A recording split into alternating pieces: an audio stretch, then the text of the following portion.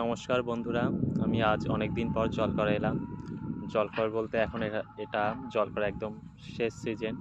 পিছনে সব দেখতেই পাচ্ছেন, সব জলকর শুকানো হয়ে গেছে বেশিরভাগটাই। অল্প অল্প কিছু জল আছে, সামান্য কিছু মাছ আছে। তো এখন আমরা এগুলো শুকিয়ে নেব, যে শুকিয়ে পিছনটা দেখতে পাবেন যে কেমন ফাটিয়ে নেওয়া হয় পুরো রৌদ্রে শুকিয়ে।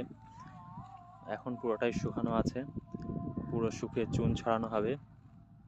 তারপরে চুন, সরিষা খোল এগুলো ছড়ানোর পরে নতুন করে জল তোলা হবে।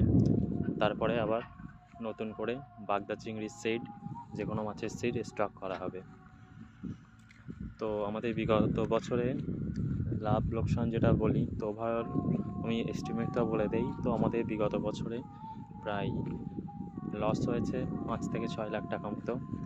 আর পুরানো কিছু মাছ আমরা এক্সট্রা আছে, যেগুলো আমরা পরের বছরে আবার কন্টিনিউ করব, সেগুলো ধরে বা বাদ দিয়ে আমাদের 3 থেকে 4 লাখ